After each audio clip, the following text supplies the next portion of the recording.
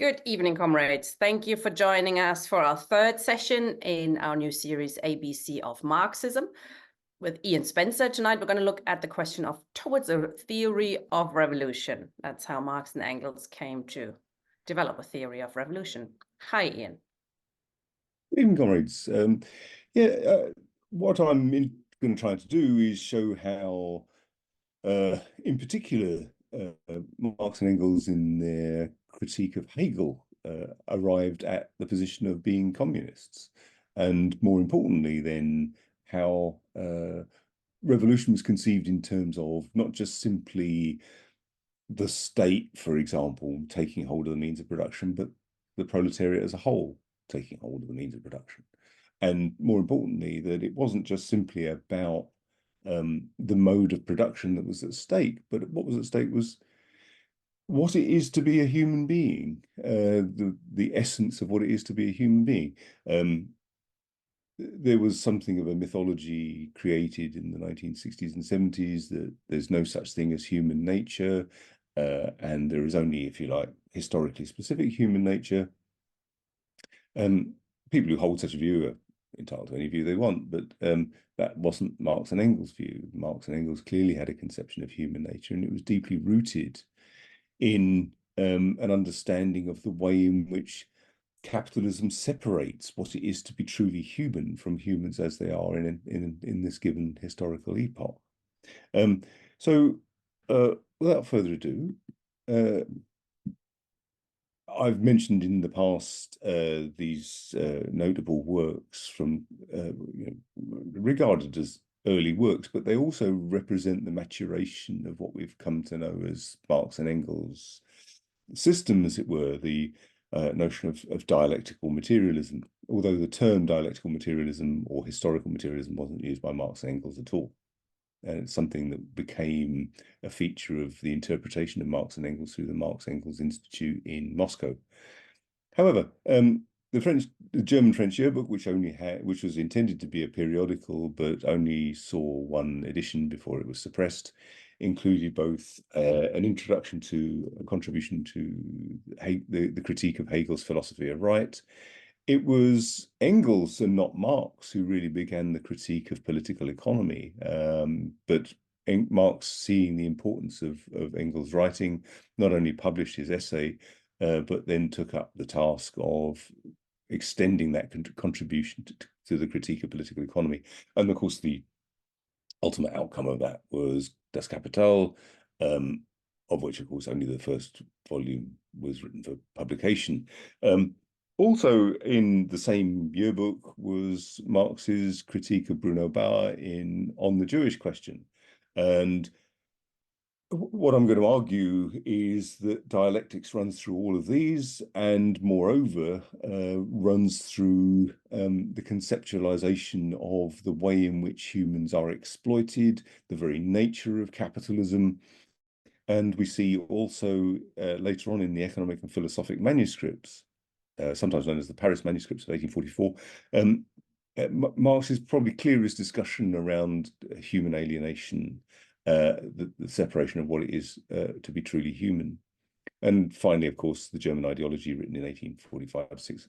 And neither of the last two works were published. And the German ideology, of course, was famously consigned to the Noreen criticism of the mice.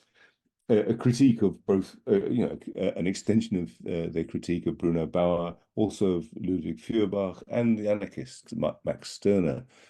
The chapter on Stirner is not often read, but it's an interesting one because, of course, Max Stirner, his particular strand of anarchism was the idea of the absolute rights of the individual. And what Marx was arguing, as he does elsewhere, is the notion around the rights of the individual as something which is rooted in bourgeois jurisprudence, which is a feature of capitalism. It is not the basis for human emancipation, is not the basis for the realization of what it is to be truly human. Famously, in the introduction to the contribution of the critique of Hegel's philosophy of right, we see Marx talking about the way in which religion, as it were, is an expression of the alienated human form, and rather than talking about rather than talking about the includes the famous phrase around religion as the opium of the people, something which is often misunderstood as somehow being to do with narcotics. In fact, it was concerned instead with the idea that in order to change society, for religion to not be a feature of human society, you have to change the nature of the society, which gives rise for the need for religion. And that was an important point. So Marx, instead of portraying Marx as some kind of militant atheist, he was someone who understood the position of religion as ideology in society. And of course, this was not unimportant either when in his discussion of the Jewish question. Bruno Bauer famously was arguing that in order for the Jewish population of Germany to be liberated, what they should do is stop being Jewish. Marx, by contrast, argued that for the condition of the Jewish population, it's not a question of Jewish people having to give up being Jewish. It's a question of society having to change in such a way as that Judaism isn't the expression of capitalist relations of production. So therefore, but the other point that's interesting and important in the Jewish question is that it's one of the first areas where it was published, where Marx has a discussion around the twofold nature of what it is to be a human. Twofold in the sense that a human being is a living organism, but also has a kind of juridical status as a citizen, the possessor, the bearer of rights, the bearer of possessory right. And this twofold nature is, of course, something which is crucial for the understanding of what we'll look at now, which is the relationship between philosophy and political economy. Political economy, of course, is, if you like, the philosophy of economics. It asks the most fundamental questions. Marx starts off volume 1 of Capital. I appreciate I'm skipping forward a little bit here in talking about Capital, but I just want to point out that the first two parts of Capital are what is a commodity, and then goes on to ask the question, what is money? And so before I go on to talk about how there's a relationship between the twofold nature of what it is to be a human, the citizen, and the natural organism, as it were, it's worth asking the question, what is a commodity? For Marx, a commodity has to be a useful thing. We leave aside, whether people have ever bought a pet rock or a Taylor Swift album or whatever else, but it has to be something which is useful, which satisfies a human need, and also embodies exchange value. And it's again this twofold nature, which is a crucial aspect, which we see as an expression of their deeply rooted understanding of Hegel's dialectics. So a commodity. We could also add to this, by the way, that nature plays an important role. We human beings are part of nature, and of course, in creating means of production, we are appropriating nature. So it's a mistake to believe that Marx and Engels just thought there was just use value and exchange value. They were fully appreciative of the fact that nature plays an important part here. So to take something like my watch that I can see here in front of me, it is a useful thing. I can tell the time with it, but it embodies a certain amount of exchange value as well. It cost about 20 quid from Argos or something, and whether that's whether you're looking at a Rolex or whether you're looking at a pair of spectacles or a pair of shoes or an Art Deco building, as we see here, the Hoover Building, opened in 1933 in Perivale in London. Their exchange value is on the basis of labour. We're dealing here with a labour theory of value, as we discussed when looking at Adam Smith and David Ricardo in Marx and Engels' critique of them. So in looking at the development of use value and exchange value, Marx talks about concrete labor and abstract labor. And the importance of this is that on the one hand, we see concrete individual labors, being a tailor, being a blacksmith, being a computer scientist, being a doctor or whatever else, individual concrete labors, but also constitute part of an abstract social labor. All workers' outputs, whether they're a barrister or a barista, are part of that abstract social labor. And it is, from Marx's point of view, it is not that a thing is determined just by the amount of labor in a particular object. It's an adequate part of socially necessary labor time to make the product. And this is important because one of the objections that you could raise against the labor theory of value is, well, look, if I'm a pretty poor carpenter, which I am, it's going to take me a lot longer to make a table that won't be as good as a well-timed served craftsman who can produce 2 or 3 tables in the course of a week. So surely, though, because my table embodies more labor, it's worth more. And yet it's a worse table because I'm not really good at making tables. But that's not what Marx is arguing. Marx is arguing that for any given production of any given commodity, it is the socially necessary labor time that it takes to produce the work. And it is, in a sense, so when he uses the term, it may be a feature of the translation, but an adequate part of socially necessary labor time is a proportion of the socially necessary labor time required to make that particular object, that particular commodity, under whatever social conditions. So, for example, if there is highly developed technology, machinery, and so on, that has a crucial impact upon the value of that commodity. So if we were looking at commodities, there is some letters in front of you. For those who, like me, become absolutely horrified if you see equations, don't be alarmed. It's very simple. The simple circulation of commodities here, we see C representing a commodity, M representing money, and M and C prime representing a different commodity. This we can talk about as the simple circulation of commodities. So imagine I make a table and I take it to the marketplace and I sell the table, and then I use the money from selling the table to buy some cheese to go and eat. So I start with a commodity, I end with a different commodity. There's no point me selling a table to go and buy an identical table. There would be it would just be a waste of time and effort. So here we're looking at either artisan production and it's a stylized form of the simple circulation of a commodity which bears value. The important thing here is that value, of course, often seems to be a natural feature of the object, rather like its weight or its height or its dimensions or its color.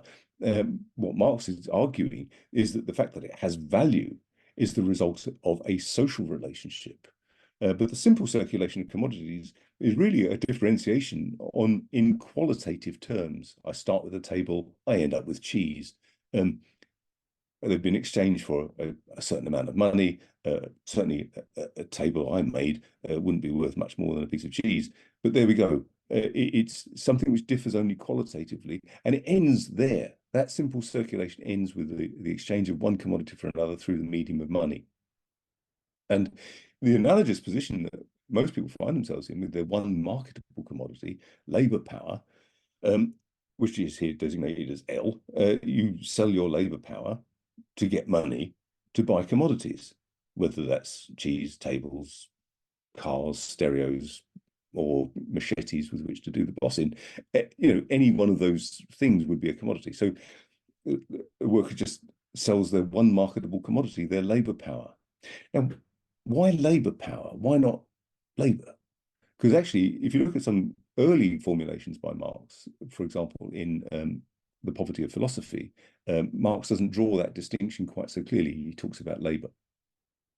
Labor power is, if you like, a commodity which, once it is put to work, as it were, yields labor. So, for example, if you go and buy a car, you buy a car. You don't buy transport. You buy potential transport. You buy a car which, when it's used, yields transport. And similarly, when the capitalist buys labor power and sets the worker to work, what that then yields is labor. Now, of course, if you go and buy a car, some cars will yield more transport than others. If you had the great good fortune to buy a Lada or something like that, then it's not going to yield a great deal of transport. If you buy a Mercedes-Benz, it's going to yield many years of service or whatever. And the value of that will often be expressed in terms of its price. Price and values are not identical in Marx's writings, but I won't be dwelling upon that today. So what the capitalist buys is labor power, a commodity which, when it's used, yields labor. And the interesting thing about labor power, of course, it's the only commodity which really yields more value than it costs to reproduce it. So let's compare that with the circulation of capital. The capitalist starts with money. He buys commodities, which can be labor power and means of production, so raw materials, land, factories to put their production in, and so on. And then, having worked upon those commodities, sells it for more money. And here we have not a qualitative relationship, but a quantitative one. The capitalist starts off with money and ends up with more money by the sale of the commodities. And note a distinctive feature of that it's a potentially infinite process. So we start with money, we end up with the commodity, we sell it for more money, which we can use to buy more commodities, which we can sell for more money, and so on. You can see this, for example, in mercantile capital. The merchant invests money to, say, buy a ship, to go to the East Indies, to buy spices, and bring them back and sell them for more money than it costs to. And of course, there was a whole school of political economists, the mercantilists, who held that was truly productive value. So, importing spices from the East Indies for huge sums of money certainly yielded a great deal of finance into the pockets of merchants, and of course also through taxation the exchequer. But that's a particular circulation of capital. The circulation of industrial capital, though, is distinctive by having the commodity that's bought is both means of production, raw materials and so on, and labor power. Now, so the capitalist comes into the market with a sum of money, hires workers, hires tools and machinery, or buys tools and machinery, sets them to work, and produces a commodity which produces more money. And what we'll see here is that then is the origins of profits. So far, so obvious, perhaps. The thing about it is, of course, it isn't necessarily obvious. And what we see, even when you look at the contemporary labour movement, and you still hear rubbish like a fair day's work for a fair day's pay and that kind of thing, what it overlooks is the fact that despite the superficial appearance of this being a contract freely entered into, what you actually have here is the basis of exploitation. And not only exploitation, but exploitation which appears to be opaque. It does not appear to be exploitation in the way, for example, that feudalism does. In a feudal society, if you don't go and work on the Lord's land, he'll come and cut your head off, or have you flogged, or whatever else, where the extraction of a surplus is obvious and by the threat of violence. Here, the extraction of the surplus is through the contract, something which is supposedly freely entered into, but most workers, of course, don't have any other choice but to sell their labour power. Again, after discussing the commodity in Das Kapital, Marx goes on to talk about money. And it's important to really understand the essence of money, not just the superficial appearance of things. Marx is very critical of the fact that economists of the time would talk about money just simply in functionalist terms. That is to say, we use money because it's easier to give change in coin rather than half a sheep or £2 of butter or whatever. Here's your change. So quite often, any kind of discussion of money is around its functional usefulness. Money is what money does. But for Marx, he was interested in the essential nature of money. He wanted to understand and demonstrate what this mysterious thing is. The reason why I've put two types of money on the slide here, the 1914 half sovereign is of course made of gold of a certain level of purity. The money underneath the euros are, as it were, fiat money. That is to say, money in token money. What Marx is arguing here is that something like gold can stand outside normal kind of exchange relations. Although gold has some use value, and if you recall when we were talking about classical political economists, Adam Smith and David Ricardo, Smith talks about the water and diamonds paradox, where diamonds have no real use value, except obviously in jewelry and for certain types of cutting, because they're very hard. But broadly speaking, have no real value in use, but have a great deal of value in exchange. And that's because, of course, it takes a lot of labor to secure a diamond. Ricardo uses the gold and water paradox in the same way. Water, of course, is freely abundant, especially at the moment. And of course, what you see is, for example, in gold coinage, the gold as a material is particularly suitable for its use as money. It's very easily to be divided. It can be molded into preset shapes which prevent clipping and the debasement of the coinage.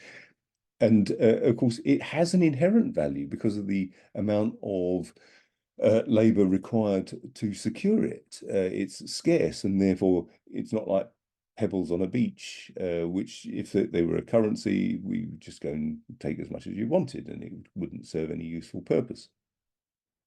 So to think about why you need to understand the essence of money, you can't just say, for example, to understand what a ladder is, just to simply say it's something that helps you climb up against a wall.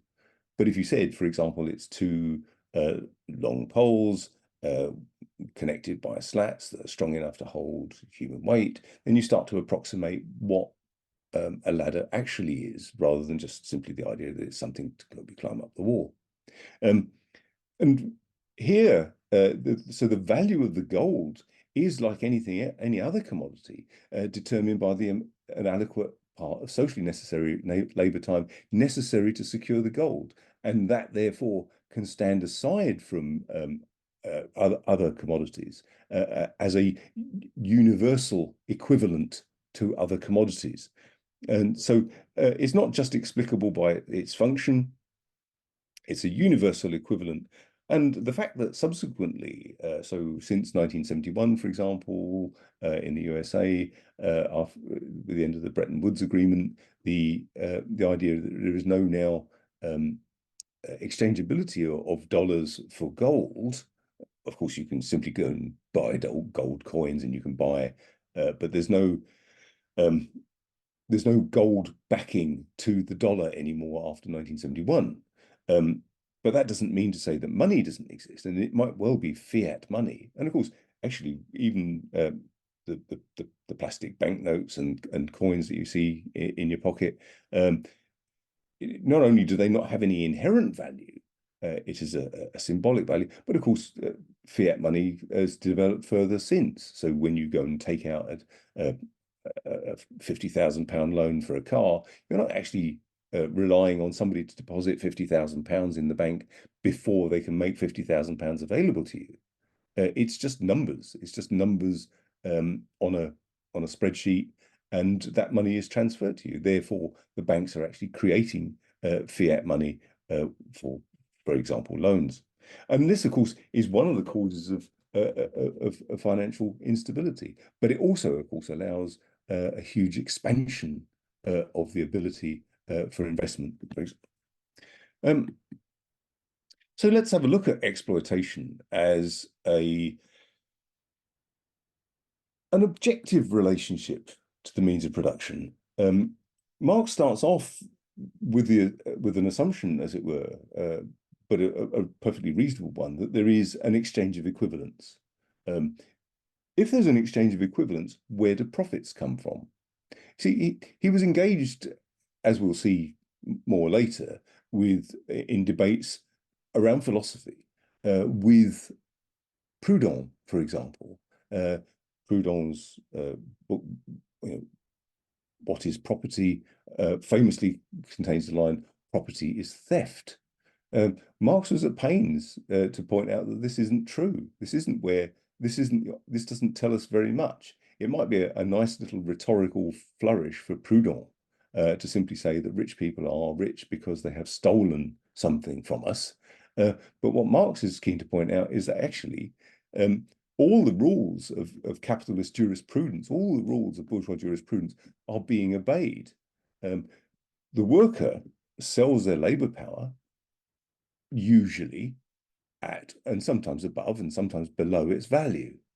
And that the things that determine the value of that labor power are what it takes to reproduce the worker. And that's on the basis of the historical context in which that sale is taking place. So if that just involves bare subsistence, food, water, some kind of rudimentary shelter, that's one thing.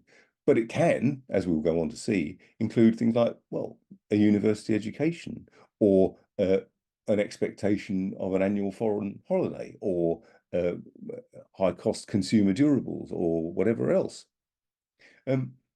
So what determines the value of a commodity, whether it's a watch or a car, is an adequate part of socially necessary labour time to produce that commodity. And the same goes for labour power. What's different is that labour power can yield more value than it costs to reproduce it. And so exploitation, therefore, is an objective relationship. You don't have to even feel exploited to be exploited. Moreover, as we'll see, you can even be more exploited than somebody who's working in a sweatshop somewhere and earning just enough to keep body and soul together. And at the same time, you can see a rising rate of exploitation and rising real wages.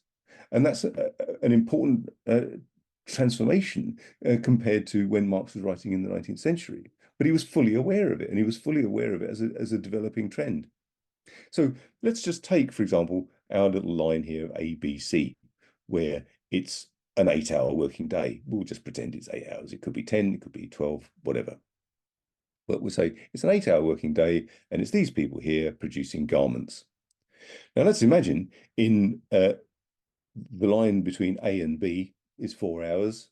So we have 4 hours, and in that 4 hours, they've produced enough garments to equal what they get paid. That's their necessary labor time. So in 4 hours, they sell enough, make enough shirts or trousers or whatever they're making to be equal to their wages. So you might say, well, the workers should just say, well, I'm off now then. I've made enough to equal my wages. I'll have my money and I'll go. No. The capitalist says, I've bought your labor power for 8 hours, not for 4. I've bought it for 8. So the fact that you've made enough to equal your wages in 4 hours is neither here nor there. Our contract is for 8 hours, so you'll carry on. And that remaining 4 hours is surplus labor, and the basis, therefore, of surplus value. And what we see then is a rate of exploitation of 100%. And of course, in some cases, the amount of commodities produced by the worker might take 6 hours in an 8-hour day, or even 9 hours in a 12-hour day, and so on. But the rate of exploitation, where it's just half and half, you can see as an exploitation of 100%. Now, of course, the capitalist can increase the amount of of surplus labor by simply increasing the working day, which is referred to as absolute surplus value. So instead of so the worker still makes enough garments in 4 hours to equal their wages, but the capitalist says, well, hang on a minute, I've employed you for 10 hours, so you'll crack on and carry on making garments. And so you see an extension of the working day, absolute surplus value, and an increased rate of exploitation. But something else can happen. That is, the value of labor power can fall.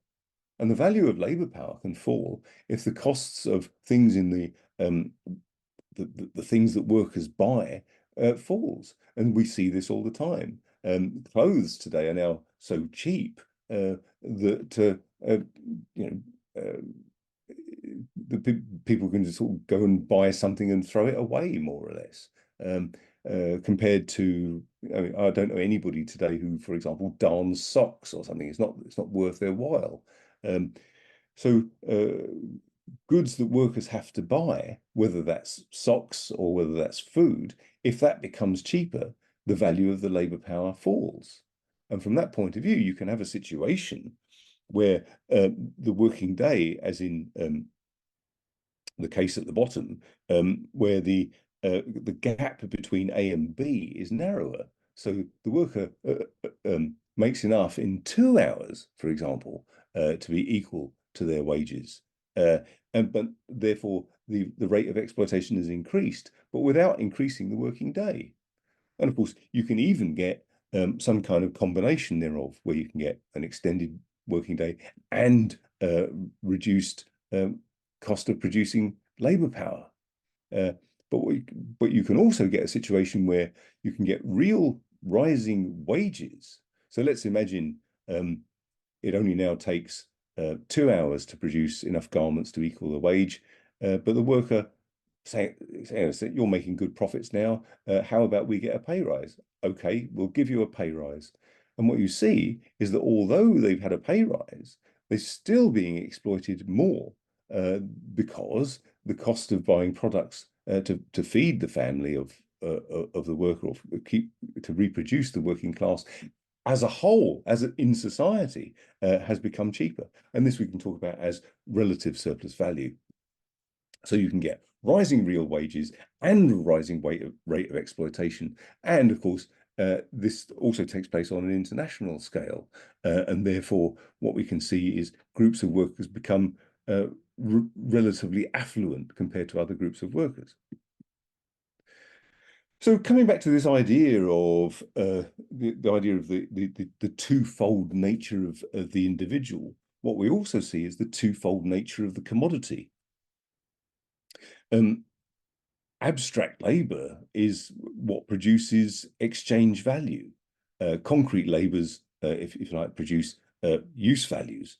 But of course, no commodity is just a use value produced by concrete labor, unless you're living in a society which is outside capitalist relations of production.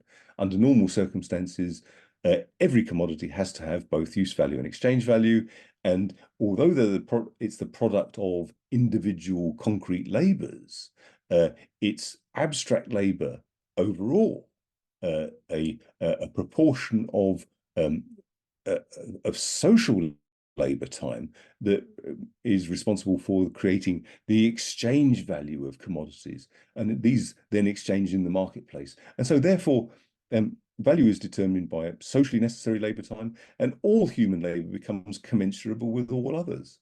And we could digress a little bit here and say, well, isn't it interesting that what we see here is the development of citizens with equal rights?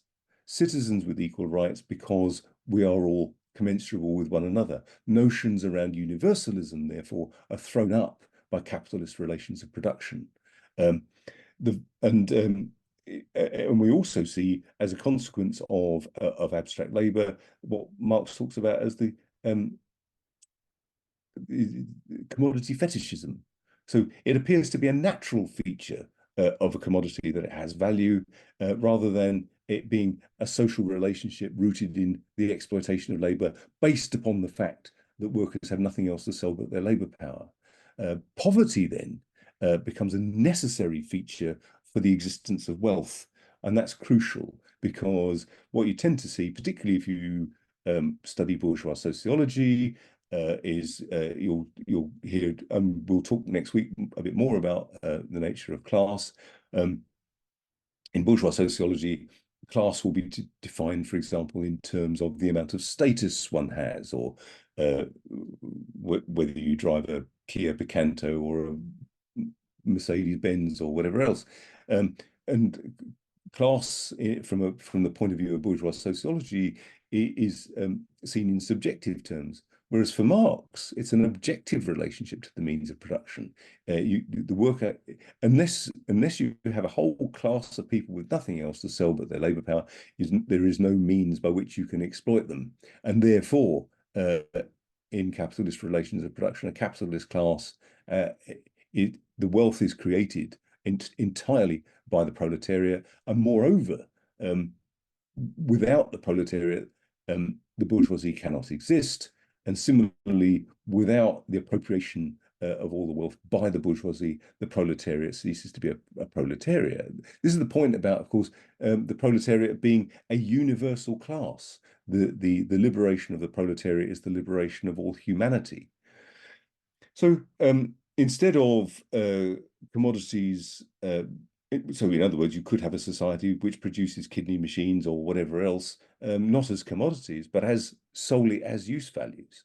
The fact that they have this twofold character of exchange value and use value is a feature of capitalist relations of production. And the notion around reification is the idea of precisely that, the idea that this is somehow a natural feature, and it seems as if it could never possibly be transcended, and as if it had only ever been that way. As we talked about when we looked at the transition from feudalism to capitalism, the tendency on the part of bourgeois historians is to see feudalism as kind of immature capitalism. The point is, for Marx, this is a complete transformation from one mode of production to another, and happened by revolutionary means, and will be transformed subsequently. It would be very odd indeed if capitalism were the last mode of production imaginable, and the last mode of production that could not be possibly transcended. There are, of course, other possibilities. So the world could come to an end. Capitalism could be so entrenched it could destroy the natural environment and kill us all before there's any opportunity for transformation. But nevertheless, in principle, as capitalism has come into being by revolutionary means, it will be transcended by revolutionary means. And I just wanted then to move on to the question around human alienation. And from the economic and philosophic manuscripts of 1844, just to try and bring this together in terms of, you see the interrelationship between philosophy and political economy. Just this quote, the worker becomes all the poorer the more wealth he produces. The more his production increases in power and size, the worker becomes an ever cheaper commodity the more commodities he creates. The devaluation of the world of men is in direct proportion to their increasing value of the world of things. Labour produces not only commodities, it produces itself, the worker as a commodity, and this at the same rate at which it produces commodities in general. This fact expresses merely that the object which labour produces, labour's product, confronts it as something alien, as a power independent of the producer. The product of labour is labour which has been embodied in an object, which has become material. It is the objectification of labour. Labour's realisation is its objectification. Under these economic conditions, this realisation of labour appears as the loss of realisation for the workers, objectification as loss of the object and bondage to it, appropriation as estrangement, as alienation. Marx then isn't just talking about the transition from one mode of production to another. He's talking about what it is to become truly human for the first time in history. So the worker is alienated from their product, which confronts them as something alien. The worker is alienated from their own activity. There are lots of things lots of people would rather be doing than going to work.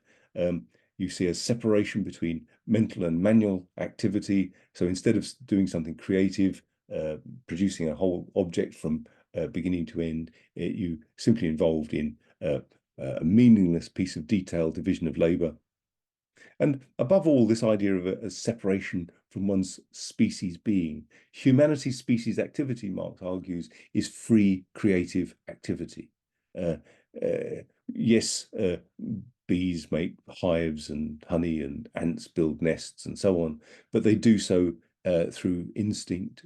Instead, humans alone can build things in their minds in advance of actually making the thing.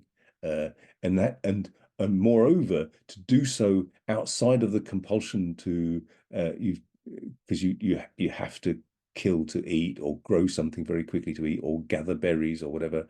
Instead, free creative activity is what it is humanity's species activity.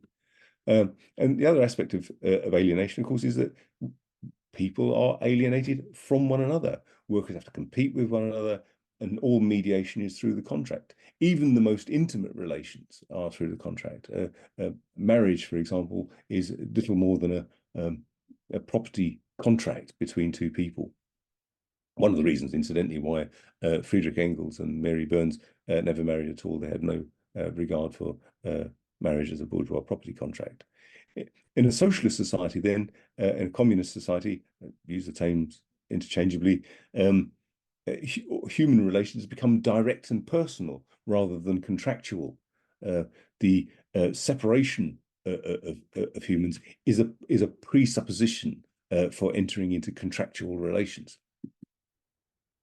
And that is why then in the theses on Feuerbach, of course, which is emblazoned, the last of which, the 11th thesis on Feuerbach, is emblazoned on Marx's grave. So thesis 10, the standpoint of the old materialism is civil society. The standpoint of the new is human society or social humanity. The philosophers have only interpreted the world in various ways. The point, however, is to change it. Thank you. Brilliant. Thank you very much, Ian. Before I bring in some comrades, there's always some questions and perhaps some issues that we can discuss further. I mean, you, again, I think succeeded very well in bringing together philosophical, political, economic issues and describing how they all fit in the theory and practice of Marx and Engels. You started with looking at a twofold nature of human beings, and also the role of religion, which I think is actually very interesting and deserves a closer look, because a lot of people think that, you know, the famous quote, religion is opium of the people, is in the same sense as Richard Dawkins, you know, the God delusion. Religion is rubbish. Don't you get it? Here, I explain to you, you know, clearly the world wasn't invented in 7 days. You know, are you all stupid? Is basically how he argues. And a lot of atheists will argue like that. But I mean, you touched on that, but I do think it's worth talking about a bit more. He explained much more, didn't it? That it is not just about explaining why religion exists and how to overcome it. I mean, there's a really good quote, actually, the full quote, which I can read out a little bit quickly, because it really explains where they came from. The quote starts: "Religion is the opium of the people. It is the sigh of the oppressed of the world and of our soulless conditions," explaining why people turn to religion, why people have turned to religion. They are totally alienated, which brings us back, okay, of course, to your last point, talking about alienation. And I'm sorry, I know my internet is a bit unstable. Apologies about that. But could you describe this a bit more? How they viewed religion? I mean, they weren't in favor, for example, of simply abolishing all the churches or something, or, you know, as some of the, you know, has been done in the name of Marx and Engels, have they? No, I don't see. You don't see anywhere Marx is simply arguing that religion should just be abolished or whatever. He accepts that it's an expression of an alienated consciousness. The more we attribute to God, the less we understand of ourselves, as it were. So from that point of view, I mean, when you listen to piece of beautiful spiritual music or whatever else. You're listening to something which is truly human. I mean, a dedicated study of the Bible reveals not a document which is historical in the sense that there was a historical moment when there was Noah's flood, but a whole series of ways to understand the nature of the world in spiritual terms, from that point of view, in alienated terms. But to understand it, it has a history, and it's and that's the crucial part of it. From that point, so you don't ever see Marx dismissing religion or regarding it as absurd. In fact, as an alienated expression of a yearning for a better world. And an explanation, I think. I mean, under primitive communism, you also had people not turning to God, but more like nature, the sun god or the moon, etc. Trying to, I mean, it is an extra expression of humanity understanding, that there is more to us than just us as we exist, but there's a moon and a sun, and how do we make sense of that? In that sense, religion has a tradition in more nature-like. To understand what's going on around you, not just an escape, but also to explain what's going on around us. And even in that, of course, I mean, part of the human essence, from Marx's point of view, is that humanity works upon nature to meet its needs, and in so doing, changes both nature and ourselves. And of course, the communismus, the primitive communism, so-called societies which will pray to the stars or to the beasts of the field or whatever else, are doing something which is inherently human. That is to say, it's an attempt to change nature to meet our needs. So, for example, the religion that regards a particular animal as one which one shouldn't kill is probably because it's worth more as a beast of burden or something to pull a plough than it ever would be if you just ate it. Yeah.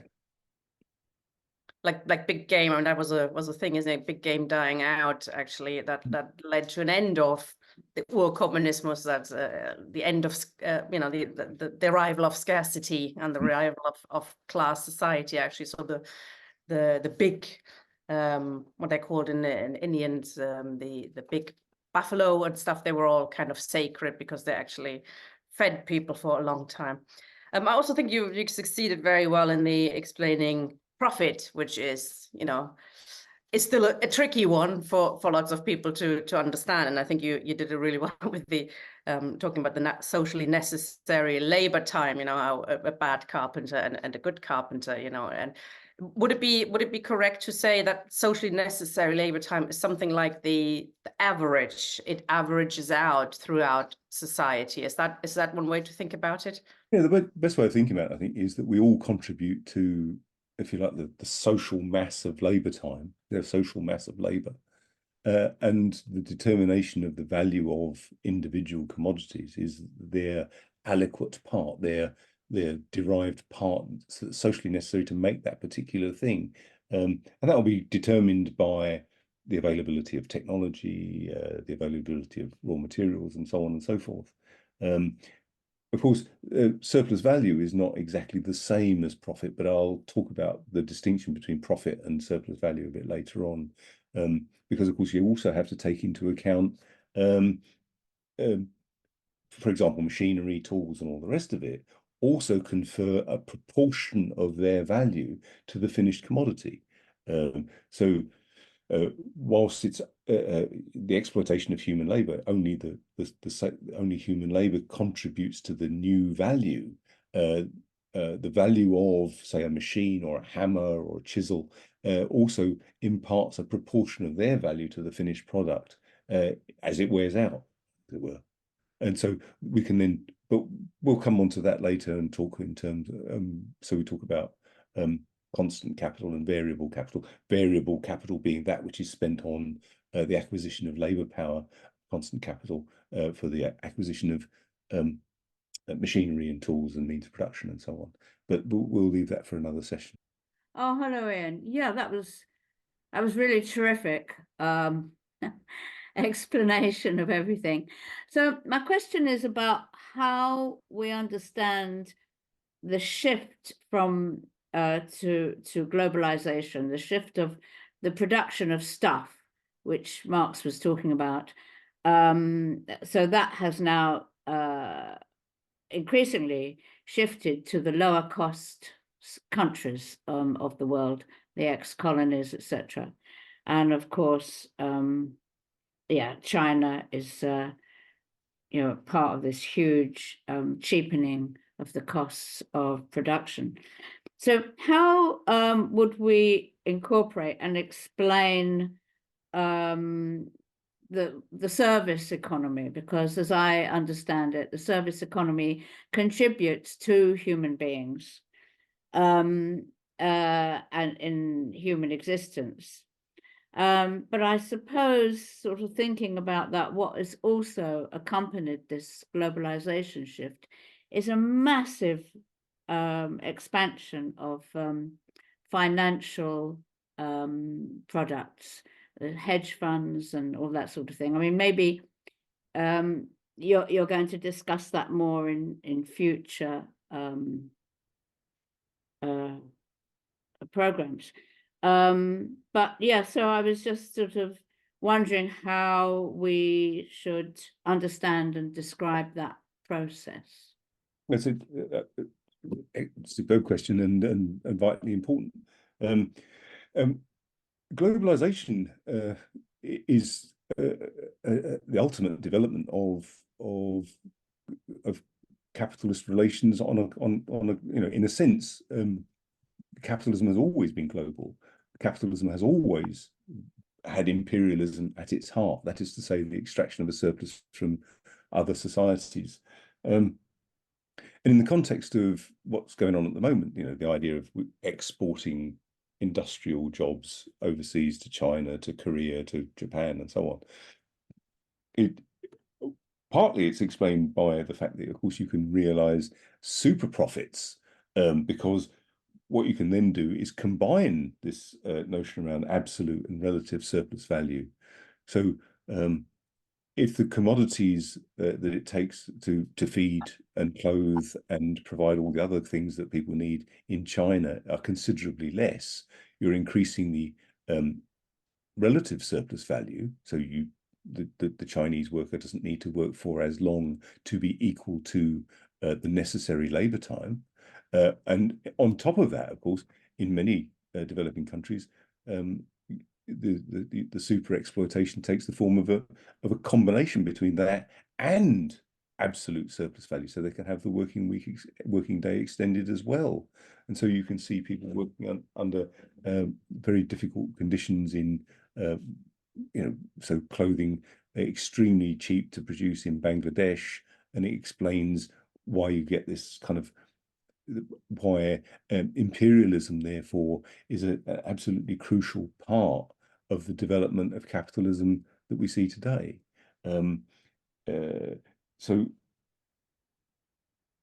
As regards services, as opposed to, for example, the making of physical commodities, at one point, I think Marx talks about a service really is only one where production and consumption are simultaneous. In a sense, even the circus clown is a productive worker insofar as they enrich the circus owner. I could, for example, invest in a domestic servant to prepare my meal, and that, in a sense, is one use of money, but that's not capital in a sense. I'm just using part of my income to pay for a domestic servant to cook me dinner. Instead, I could use the money I've got to invest in a restaurant and employ a chef to cook meals that I can then sell to people as paying customers. A service industry is no less productive from that point of view than that which one is producing things like shoes or watches or whatever else. There is a distinction to be drawn really with, for example, banking. I mean, if you consider the schema I put up, where I put M CM prime. So the capitalist comes along with money, buys a commodity and sells it for more money. In a sense, what the banker does is cut out that middle commodity production. From that point of view, you come along with money and you end up with more money. So the banker, for example, lends money to the capitalist for investment and then charges an interest on the loan.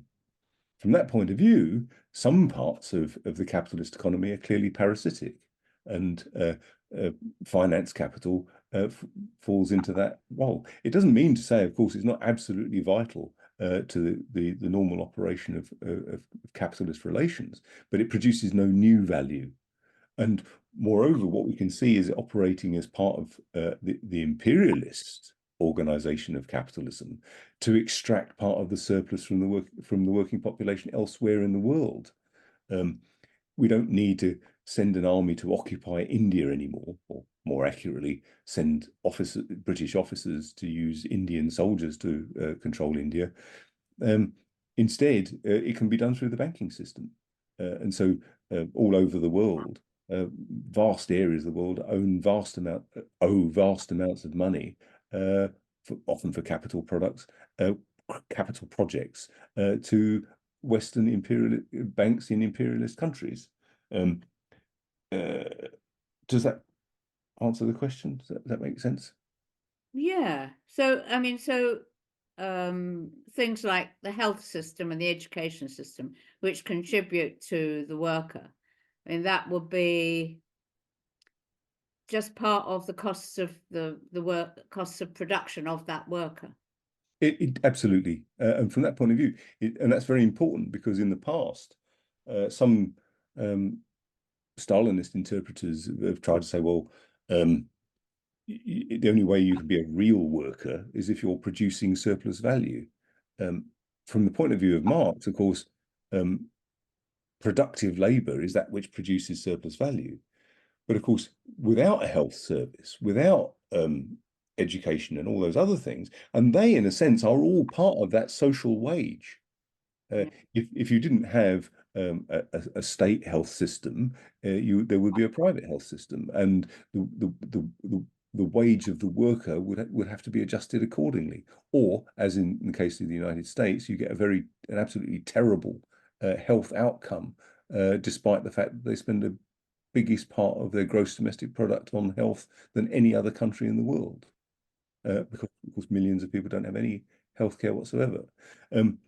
So that which might look like not productive work from the point of view of not producing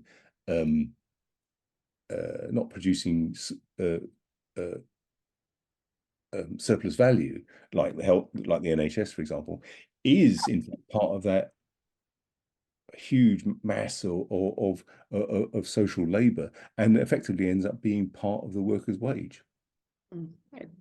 It wasn't a qualitative judgment, was it? The distinction between productive and unproductive, quite the opposite. Yeah, no, it wasn't a moral judgment. Yeah. Steve, please. Okay. There you go. Done it? Yep. Yeah, I am. Now, I may have been preempted by, was it Yeaman, Miss Yeaman? Oh, Maria Yeaman, because I was going to talk about Keynes. I've opened up her link, but I haven't read it. But I would just like to get your take on the multiplication effects of money, which was employed during the Depression in the US with all these public works projects. And now that I think of it, you know, how Reagan was planted in the White House, and his brief was to undo the New Deal. And yet his father worked for one of those agencies. I don't know if it's the National Works Project or something like that. And the wages that he made helped to keep the family together during the Depression. It's also why Keynes kind of discouraged I'm not sure what I'm talking about here, so correct me if I'm wrong. I think he discouraged saving because, say I go to a restaurant once a week, but then I decide to, instead of doing that, I'll save that money, put £10 a week away instead of going to this restaurant. Because if everybody followed suit, then those restaurant workers will end up being unemployed and the place will shut down. So that's about it. I just wanted to get your take on it. Okay. Thank you. Keynes is vitally important. It's vitally important to understand the role of Keynes, particularly in the period after the Second World War. But of course, John Maynard Keynes was present at Versailles, and he was highly critical of Versailles Treaty. He regarded the destruction of the German economy as an act of self-harm by the rest of the Allied countries, and therefore, I mean, Keynes knew whose side he was on. I've always thought there's a kind of a similarity in a sense between the sociologist Max Weber and John Maynard Keynes in seeing the importance of maintaining capitalism and maintaining certainly the appearance of progress, of rationally managing capitalism to the best effect. He could see that without some kind of central intervention, that chaos could ensue. In mentioning the New Deal, it makes the point very well that by, for example, having public works, by investing in technology, and of course the same happens today. Despite all the kind of protestations of neocons of one sort or another, the state still plays an absolutely crucial role. For example, in research and development, in providing a guaranteed market. Just to take one example, the COVID vaccinations, which are so fantastically helpful, wouldn't easily have come about without direct state intervention, both as an investor in research and technology and as a guaranteed purchaser of the products at the end of it. But it's always worth remembering something else about Keynes. As I say, he knew whose side he was on, and it wasn't the proletariat. Jeremy Corbyn really was little more than a left Keynesian, if one can use the term left somewhat loosely. And from that point of view, the idea that the state plays a role in managing capitalism is central to John Maynard Keynes. And of course, that's really where Tony Benn and Jeremy Corbyn and I dare say Bernie Sanders could be said to be the same.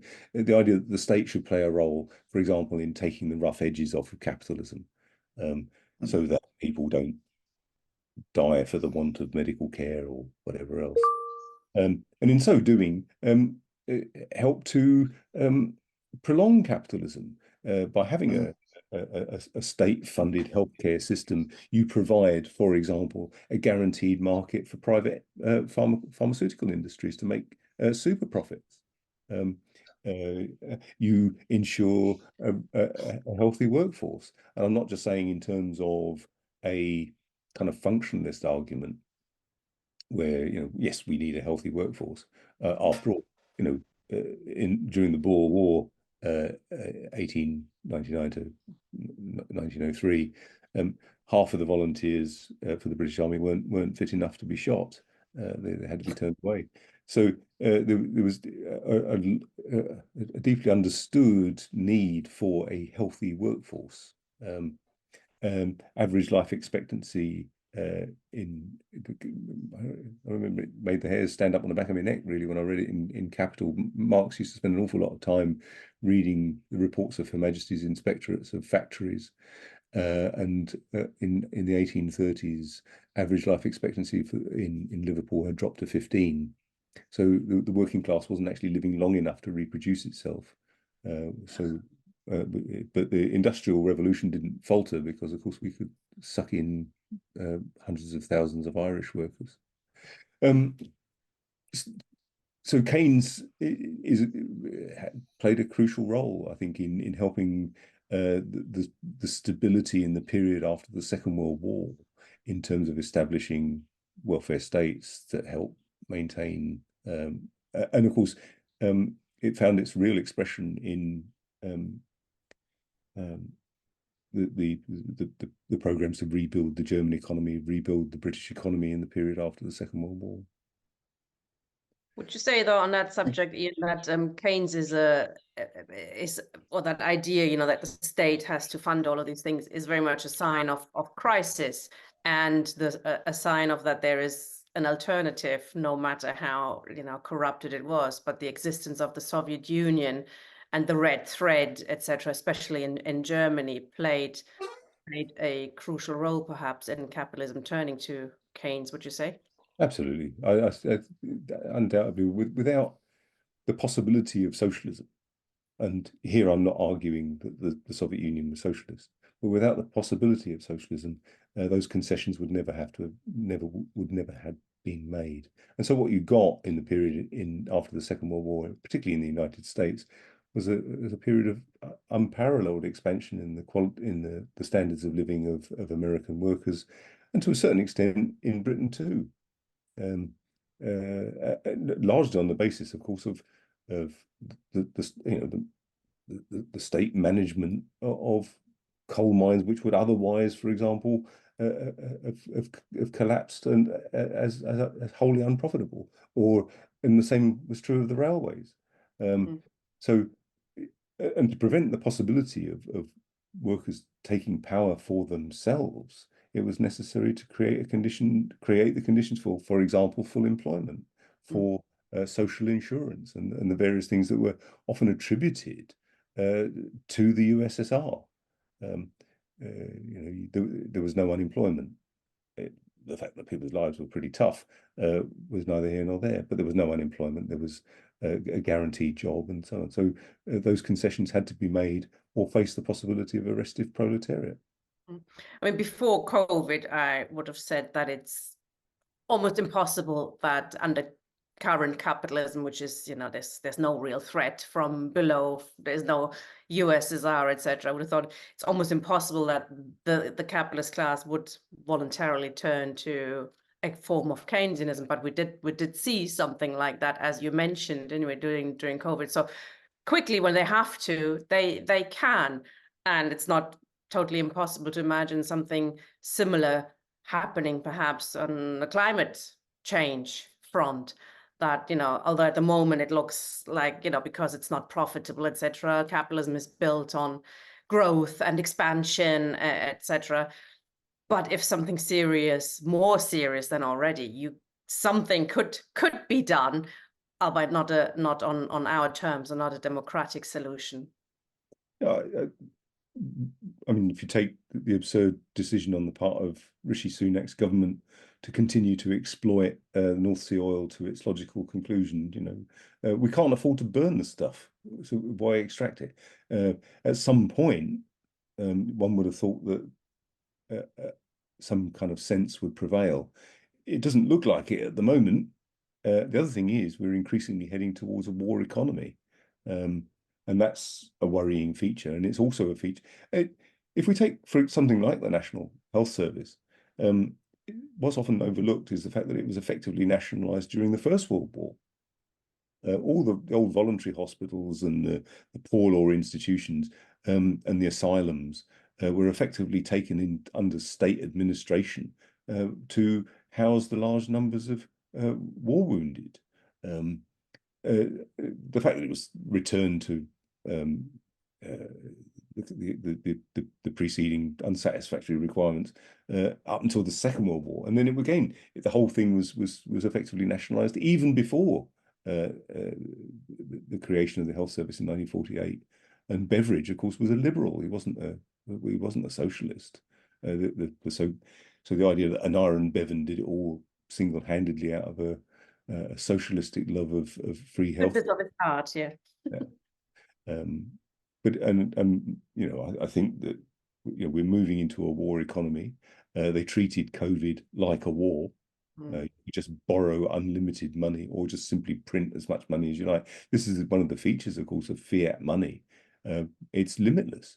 So far from there being a magic money tree, it's just a constant press of, produce as much money as you like. With the Marx and Engels, I think it was with them or Lenin, I'm not sure, who coined the term of Kriegssozialismus. There's a form of socialism, but in order to, yes, go to war socialism, which has actually nothing to do with socialism.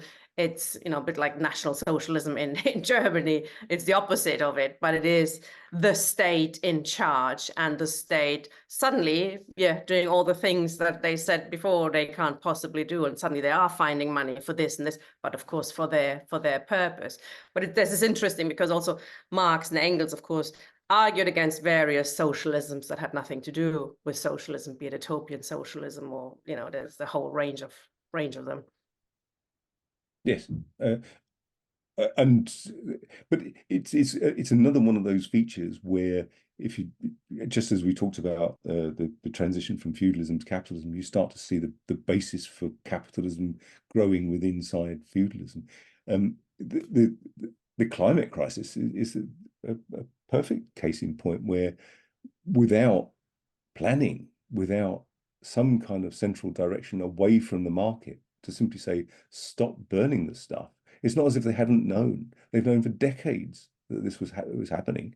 And the oil companies bent over backwards to suppress every piece of information to the effect that they were destroying the planet. Absolutely. And getting back to your point about dialectics, this is quite important, isn't it? Everything that comes into being has to end at some stage. Your capitalism will have to end one way or another. It's not natural. It's not been there all the time. It will have to come an end. The question is very much how, and if it's done on progressive terms, on our terms, democratically, or if we fuck up the planet and destroy humanity. And how many of us it'll take with it. I mean, it's already a bloodbath. Therefore, I mean, I don't think many people would be opposed to socialism once they knew what it was, rather than associate it with either the Soviet Union or Keynesianism, for that matter. The idea of a freely associating producers, all production to meet human need, direct participative democracy. No one's against it. They just either don't think it's possible because of human nature, or they think they won't let us. Any attempt to take power will be such a bloodbath as to make it not worth our while.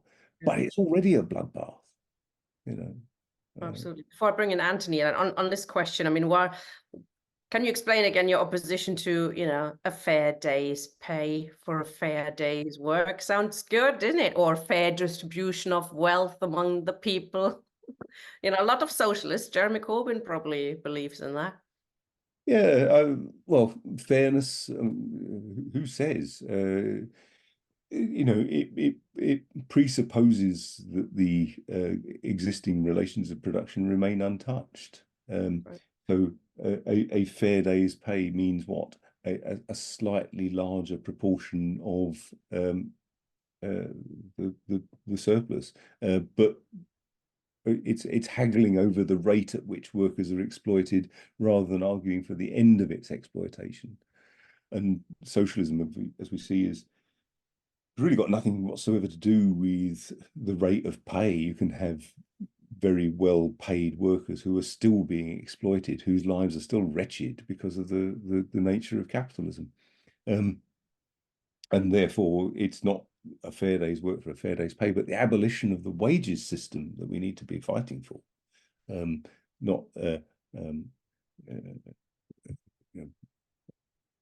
mean, we could start with a progressive reduction in the working week. You could actually have a necessary working week of no more than about 10 hours. And if I only had to work 10 hours a week, would I really care what I did? I don't mind going down the drains if someone's got to go, so long as I can then develop myself in any way I please. So a fair day's work for a fair day's pay is always one of those kind of reactionary kind of things about haggling over the crumbs that fall from the rich man's table rather than taking over the bakery. Exactly. It's about who owns the means of production, isn't it? And not just owns them, because nationalization is not the answer either. We don't want Rishi Sunak to decide everything. We want to run it. So it's ownership and control of the means of production has to be in the hands of the working class. And then I think actually 10 hours might even be a very conservative guess. If we develop the means of production, you could probably do a couple of hours a week, and then the rest of the time we, develop ourselves and run society, don't we? That's going to be a bigger job, isn't it? Yeah, I mean, we could reforest vast areas of the world to deal with the climate crisis, but of course that's not going to be done because there's no money in it. I mean, yes, there's some people can make some money out of forestry, but it's capitalism has a tendency to go for the immediate realization of profits, and so the idea that a vast reforestation for the sake of protecting the environment makes no sense from a capitalist point of view, but it makes perfect sense from a human point of view. Yeah, I also like that you pointed out that nature has value, and nature creates surplus value as well, which is some on the left don't see, but it is very important that it actually does. Okay, Anthony. Can you hear me now? It's very crackly. I hope it'll get better. Maybe put the microphone in a bit more. How do you do that? I don't know. There should be a cable. Can you hear me? Yeah, let's try. I'll try my best. But in my brief remarks tonight, I want to talk about the third capitalism, both of the worker states and the colonial world. Because capitalism is dying on its feet. You look at the economic crisis, the banks are in terrible mess. I mean, the banks could collapse anytime. That means stayed in the last few months. We also have to there's some movement in this debate over Stalinism and the worker states historically in the Soviet Union. It would be wrong to have illusions in Stalinism, but we also have to recognize that China is an alternative society, and that alternative society is in China, which has lifted 300 people out of poverty, which has traded with the third world, with bargaining with imperialism to undermine the imperialism in the third world. But the problem with the blocks is using the third world as a bargaining chip with imperialism in order to bargain and make deals, and this has on principle alliance with the capitalists with the third world, with an overthrowing them.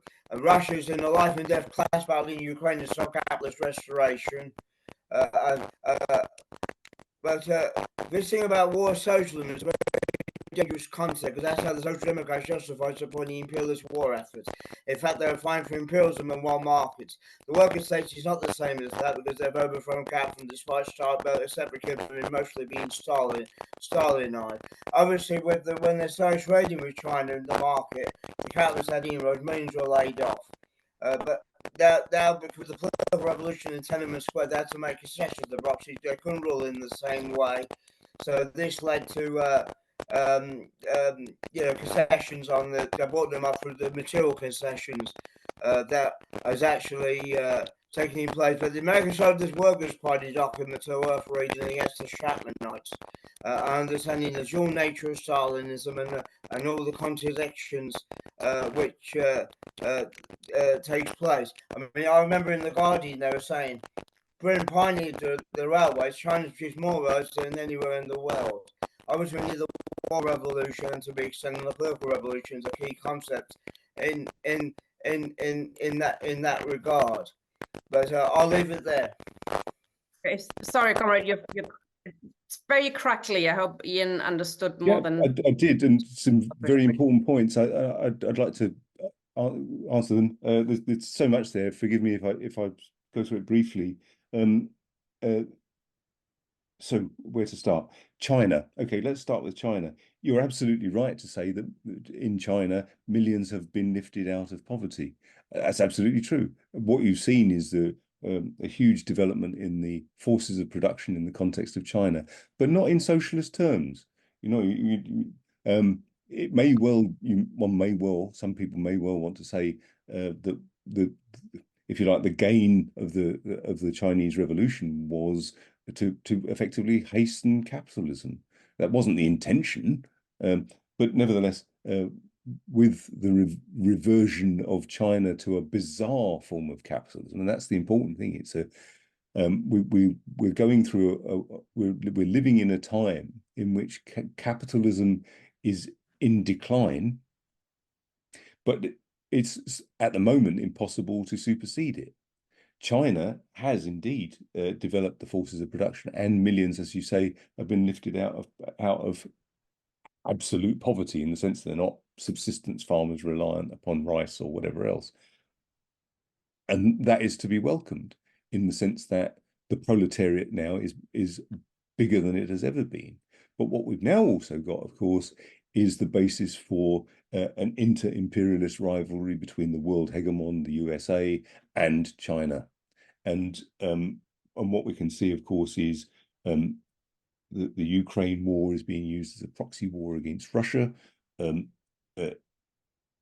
it's tempting to conclude that that's just the first step.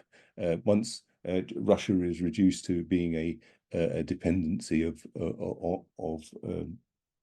the USA, then the next step will be to take on China.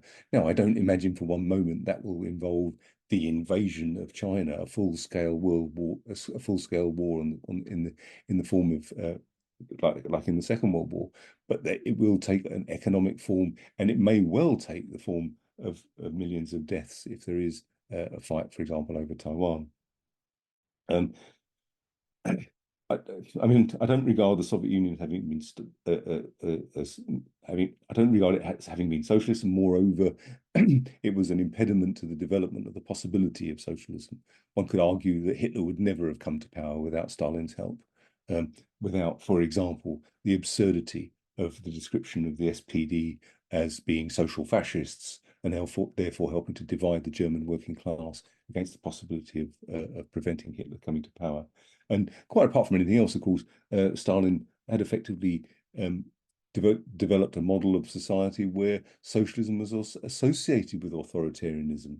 It's not accidental that Hitler used a red flag, or that the SR used a more explicitly anti-capitalist rhetoric than Hitler himself.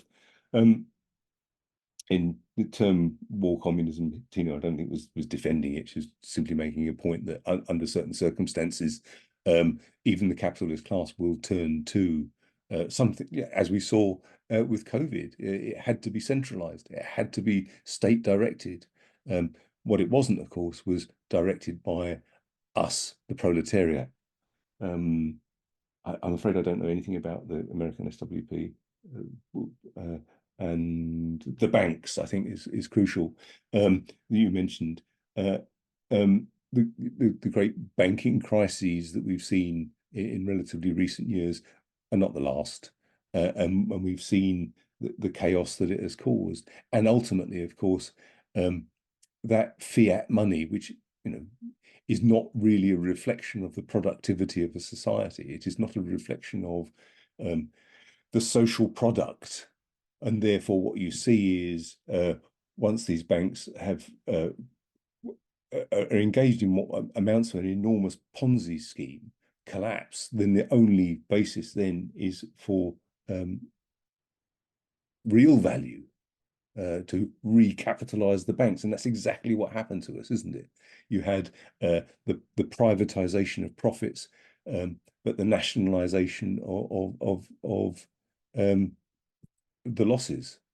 So we picked up the tab effectively on a global scale, and it's not the last time we'll see that. No. Thank you, and thanks, Anthony. Mark, please. Yeah, good evening. A few things. I suppose it's how advanced are the working class at this current times. I think very few workers read Marx. That's the reality of it, sadly. It's often seen as very complex. But like today, I was doing a talk to some they're basically branch organisers across Unite in the north, basically making an appeal for some funds towards a documentary piece, which I'll help produce so I can get the monies together to pay the directors and people like that. And they'd watched the little film that we put together on Halifax 1842 before I'd turned up. It's half an hour piece. And when I asked them what they thought about it, they said, well, and I was a bit shocked. They goes, well, it's a bit like today, isn't it? So that's 181 years later. And 182 years later, and they recognise that the workers under what was like starting to be, or was industrial capitalism, that they were in the same situation. Machinery could often replace workers very quickly. Their pay could be driven down at any particular period. Obviously, they're not as poorly off as people were in the 1840s, but there was an immediate recognition that they were of the same class, the same people. Obviously, I pointed out E.P. Thompson's book, the Making of the English Working Class, and said, look, you really should read this book. And certainly a couple of them, I'm sure, are going to go and get the books. The question of it's a sort of couple of questions, basically. During Brexit or during Lexit, many of the left in this country campaigned for a Lexit.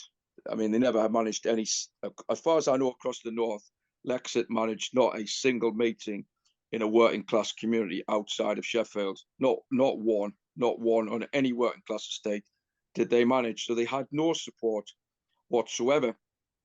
And my friends, some of my friends who are know Farage, for example, when I asked them and I pointed out to them that there was a left campaign to leave Europe, they laughed. They thought it was just utterly ridiculous, and basically said this is a right-wing project. The left will never make any inroads on such an idea. When I challenged people on the left about this, there was a belief that by Britain coming out of the European Union, it would be one step towards one nation socialism. And that appears now to have, in a loose way, although nobody's brave enough actually to step up, particularly and continue to argue that there is a motive towards the modern monetary theory, which is basically, in my view, a futile idea that we could spend our way to socialism. We could print as much money as we possibly can. So I'd be interested in Ian's views on MMT in particular. Thanks for your time. Yeah, That's a whole session itself, but yeah, let's give it a go. we should do it, and I think we should probably do it as a separate session, but because I think it'd be fascinating. I mean, my attitude towards Lexit was that it was just foolish. I mean, people like Tariq Ali would have thought would know better, but Tariq Ali supported it.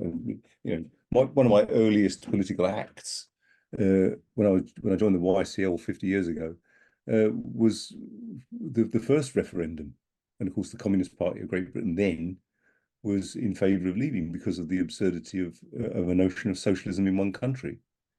By contrast, then the IMG as a Trotskyist organisation was in favour of a socialist United States of Europe. A socialist United States of Europe would be a step in the right direction, in my opinion. How can one conceive of socialism in one country? I think it's interesting, of course, Jeremy Corbyn, Tony Benn, and all and many others on what passed for the left within the Labour Party were effectively quite close to what is now the Communist Party of Britain, the Morning Star. I mean, Corbyn used to routinely write for the Morning Star, I think still does. And the idea that you could have, for example, socialism in one country, the British road to socialism, the capitalist class will destroy that within weeks. If a country the size of the Russian Empire can't build socialism in one country, then what's Britain's chances? And of course, in the case of Tony Benn and Jeremy Corbyn, there was this sort of romantic idea that somehow the sovereignty of Westminster could bring about something socialistic. Maybe not socialism, but something a bit like Sweden, Finland, or something. But really, that was as far as it went. as far as I could see. It's certainly got nothing to do with what Marx was arguing for. I mean, Marx and Engels were very much in favour of German unification, not because they wanted more power to go to Kaiser Wilhelm, but because they wanted to see ultimately the end of the nation state. They could see that it was a progressive step in terms of the development of the forces of production within Germany, and therefore supported it.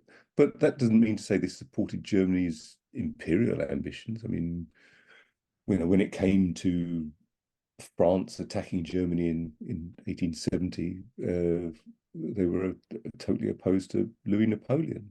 Once Louis Napoleon had gone and the Commune had been declared, they were on the side of the French workers in Paris. The position that one takes with regard to these entities is dependent upon the balance of forces on a class basis. I can't see under what circumstances the proletariat of Britain or any other part of Europe has gained from Brexit at all. And the fact that people like Tariq Ali, I mean, it had a romantic kind of attachment to it, didn't it? After all, we saw the way in which the European Union treated Greece, and you could see why some people, but no one on the left who was using their brain would say they were in favour of the European Union or anything other than the European Union was there to serve the interests of the ruling class, which is undoubtedly true. And Westminster's not, so from my point of view, the aim was, I mean, I voted to stay firmly in the European Union because I want to see ultimately the end of the nation state in all its forms. What about MMT then? MMT, sorry? Modern monetary theory, or do you rather give that a miss? I don't really know enough to comment on it, to be perfectly honest. Thanks, Mark. I think it falls in the same category as redistribution, be fairer and more justice and print more money, but while leaving the means of production in the hands of the capitalists, basically. But I'm not an expert on it either. Thank you. Thanks, Mark. And to sum up, comrade, perhaps because we've got no more questions, we've got a question in the Q&A, and I'll quickly summarize it. The comrade, I think Julian, is asking about a range of questions to do with alienation, marriage. He was quite taken with your quick comment on Engels not getting married because he didn't believe in that, property relationship, etc. Marx, of course, did get married. So, is there something you could extrapolate from that on alienists generally? Also on religion, could it be said they were talking about cultural religions? Certainly, Christianity, for example, models forms of the commune, certainly in the Book of Acts, and it has a high regard for the needs of the oppressed. And that's not going to be your summing up because we've just had two more people with their hands up. So, but maybe you got one or two things to say. Well, I'll make these comrades into panelists if you can still keep going. Yeah, I mean, I'm not attacking people who are married or attacking the institution of marriage. I'm on my second one myself, so the point about it is that this is a feature of how contractual forms express themselves rather than in direct and personal ways. And again, religious ideas often express socialistic ones. I mean, not only in the ancient world, but of course more recently. And I mentioned, for example, Gerard Winstanley in the English Revolution talking of the sin of private property, and in the Commune at St. George's Hill, all people possessing all products in common and the means of production in common there. But of course, that could only ever be something that would be swept away because there wasn't the social basis for generalizing that beyond. Yeah, okay. So yeah, there are lots of Christian socialists, many of whom I've had been good comrades and worked alongside, and very happy to do so. I'm not, and even if you look at the Marx family directly, Eleanor Marx famously embraced her Jewish heritage, learned Yiddish so that she could help organise among workers in the East End of London, among Jewish workers in the rag trade, and regarded and described herself as a Jewess. So, you know, I'm certainly not hostile to religion either. I could argue that Jesus, in whichever form he or they existed, was a revolutionary, not a communist, but a communistic revolutionary. The magnificent thing about the Bible, of course, is that it does have lots of human interpretations. It is a human document, and you know, notions like it is easier for a camel to fit through the eye of a needle than a rich man to enter into the kingdom of heaven, I think, has a real resonance. However, you know, it's the same Bible that it takes chattel slavery for granted. Yes, different parts written obviously by different people for different reasons. Absolutely, it is not univocal. So, you know, lots of different documents brought together at different times for different reasons. But it's a very human document for sure, not a very godly one. Cheryl, and your cat. Hi. Pat. Yeah, it's a bit off topic, but it's I just wondered what you thought about this. I've been in quite a few Twitter spaces with young people, and they seem to think like Bitcoin is the way to is almost kind of revolutionary in itself as a way of getting around capitalism. I just thought it was quite an interesting idea. I'm not sure if I agree with that, but it seems to be quite popular with young people as a way to try to kind of challenge capitalism in a way, because Bitcoin doesn't work through banks and everything. I don't know. I just wondered what you thought of it. I just thought it was quite an interesting idea, but quite a popular one amongst certain young people. Yeah, it's I think it's a Ponzi scheme that will fail. It's what's the relationship to the total sum of social production? You know, it reminds me almost of the South Sea bubble or something, and eventually it'll come crashing down.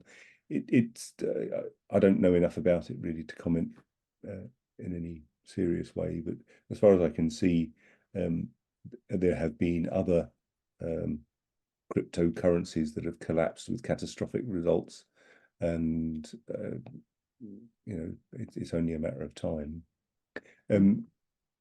If something looks too good to be true, it probably is. But the only thing I would say for it, and I'm more interested, I suppose, in the disappearance of cash than I am in the arrival of Bitcoin, is that sooner or later you get to a position where you know, cash becomes kind of meaningless. I mean, I very rarely ever carry the stuff now. And once money just becomes a series of electronic transactions in that way, it is a useful step on the road to saying, well, we'll do away with money completely, or have a completely different basis for it. Marx, in the Critique of the Gotha program, for example, talked about the idea of replacing money with labor certificates. But you have to read it in the context of the time. I mean, he's talking about, you know, the worker would get, say they do their 10 hours of necessary labor. They could then take their labor certificate and go and take whatever they wanted from the common storehouse. A charming idea. And these are labor certificates. They don't circulate like money. You just exchange your embodied labor time in your labor certificate, and you go and help yourself to what you want. I mean, Marx didn't do blueprints. It was one of the few places where he actually just, you know, ventured a suggestion as to what something like, and it might have made sense at the time. I could certainly see a situation where, so well, so long as you do a certain amount of necessary labor time, because after all, you know, people with dementia still need to be looked after, trains still need to be cleared, and so on. Why shouldn't you help yourself to whatever you need, really? How many televisions can you watch? You know, I could have 6 of them, there'd still be nothing on there worth watching. But on the other end, a media controlled by people who are genuinely creative and not doing it for commercial reasons might actually produce a real flourishing in culture in all sorts of ways, and not just televisions. But on that quickly, Ian, I mean, money is not the root of all evil, is it? I mean, you could have class society without money, and you did for a long time, and it's not, you know, it's about 3,000 years old money at a stretch. I mean, if we abolished, or somebody abolished money, it could still have a form of capitalism, wouldn't you? I mean, there would be a transitional period, I think, where you know, for a while you would need some means, because you know there will be some things that will always be a scarcity of, like villas on the Adriatic or whatever. But most things, because of there is already abundance. That precondition for socialism has already been reached. There is already abundance. You could, in a position, get rid of money fairly quickly, I would have thought. But it's not the money. I mean, it's not money Yeah, that the leads money's to capitalism, is it? It's an expression. Money is an expression that you need to Yeah, run capitalism. it just in the same way that, you know, you don't abolish religion, the conditions for religion vanish. So the conditions for money vanish. If you're not producing commodities anymore, if you're producing solely use values to meet human need, and that's your sole objective, then the basis for money starts to disappear. Thank you, William. Sorry, go on. No. Finish your sentence. Sorry. No, so I've finished. That's okay. Hi, William. Hi. Right, I'm getting back to Mary Bones, Engels' common law wife, as you call her.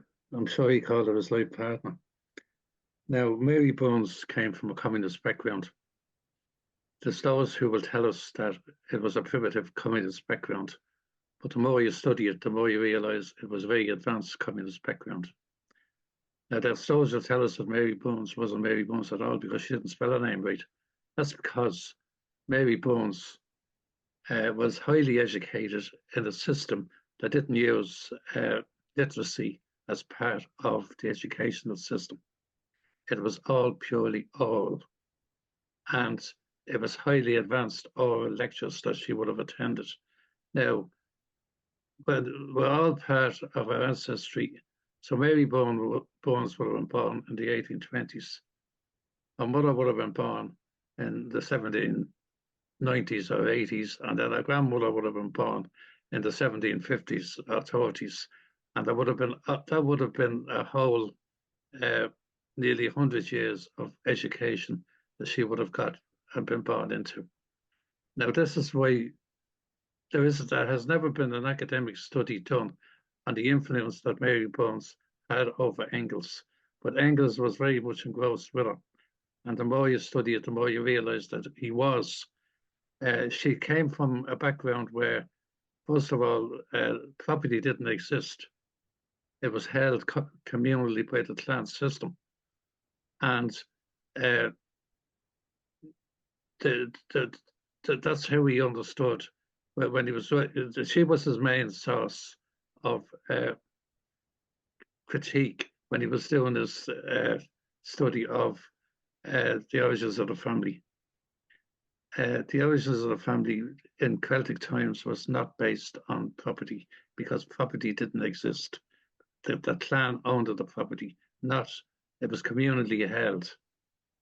And maybe then as the system fell down because of the British colonials, the Irish then were driven out of Ireland by genocide, and most of them ended up in Britain, but an awful lot of them ended up in America, which is the only reason why we're still talking about the genocide, because it wasn't successful. It was only half successful. It was totally successful in Scotland with the Celtic nation in Scotland. and therefore you don't hear anything about it. But if you walk around the Highlands of Scotland like I did, you will find hamlets and deserted hamlets everywhere you go. And you'll say to yourself, what kind of a civilization? I'm only talking about the 1840s and the 1860s in Scotland, but in Ireland, no.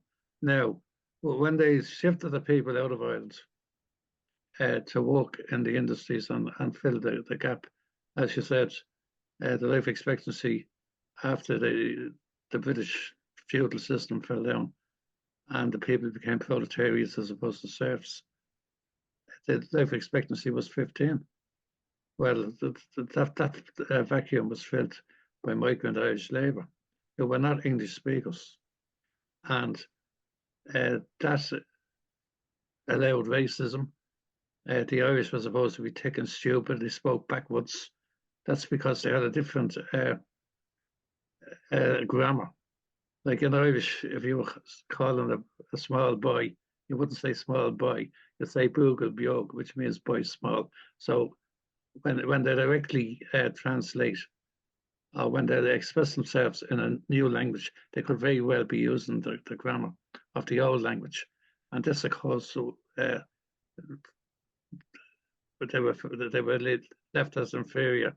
Now, Mary Bones was clearly a big influence on Engels. And maybe some British academics could start doing a bit of research on poor old Mary Bones. But the more I go into it, the more I find her a fascinating person. Now, he lived with her sister after she died, but she died prematurely at around 45 years of age. Marx, who I don't consider to be as strong a communist as Engels. I think Engels was more grassroots and down to earth. He actually insulted Engels' second partner, Mary Bones' sister. So much so, and you can research it in the British Museum, because he sent a letter to Engels saying, "Yeah, after getting rid of one dirty Irish bitch, and now you're marrying another one." Now that's not verbatim. That's precisely what he was saying. So much so that Engels told him that if he insulted the women that he loved, he wouldn't be getting any more. He wouldn't be getting finance anymore. And with his drinking habits, he needed a hell of a lot of finance. That's what I have to say. Thanks, William. The only thing I have to add about Mary Bones is that she clearly had a crucial role to play in Engels' writing of the condition of the working class in England. She was his principal informant. She led him through the streets of Salford and Manchester, and it was the writing of the condition of the working class in England that impressed Marx so much that because the first time they met, they didn't get on terribly well because he associated him with kind of young Hegelians. But it was that book that really impressed Marx and was the beginning, really, of their relationship. He was terribly rude about even Mary Bones at times, and quite crass. I'm not sure I would have liked Marx as a human being. I think I would have got on with Engels much better. But you don't have to like Marx to appreciate his genius. No. Mary Bones brought Engels around Ireland twice. Once previous to the famine, and once after during the famine. And he would have needed her because at that stage, the Irish, 75% of Ireland still spoke Gaelic. It was the famine that killed the Irish language, or had a major hand in killing the Irish language. So we would have needed her in order to be able to converse with the ordinary people.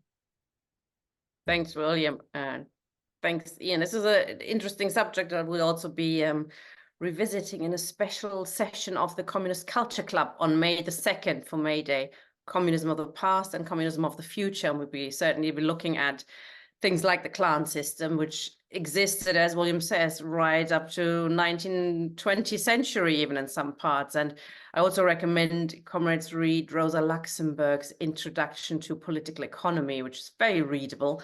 And she very interestingly describes, as colonialism spreads through the world, you get all these reports of, oh, there's a system, there's a village, and there's tons of villages where everything is held in common, and there, and in Russia, and in Ireland, and in Germany, and there, and suddenly it turns out it's not just isolated cases, but it's something that existed throughout history and was still existing in many parts. And interesting also to notice that Marx and Engels didn't call it primitive communism, as Ian said, but Urkommunismus, which means original communism, which is a much better way of looking at it. So thanks very much, Ian. That was a really good session to, I think if we sum it up in one sentence, perhaps it's, capitalism is not natural, and it comes and it must go. And the question is, how does it go? It could go in a number of ways, and we have to make sure it goes in the democratic, progressive way, i.e. the working class takes over, and abolishing money, or MMT, all these justice, social justice, etc., are shortcuts, or supposed shortcuts that don't go to the root of the problem that Marx and Engels quite clearly identified in what we looked at today, i.e. we need to take hold of the means of production, and why that is so they explained with their theory of profit and surplus value, etc. Thanks, Ian. Thanks, comrades, for a really interesting discussion and productive discussion. I hope to see you next week at the Communist Culture Club. Bye-bye, comrades.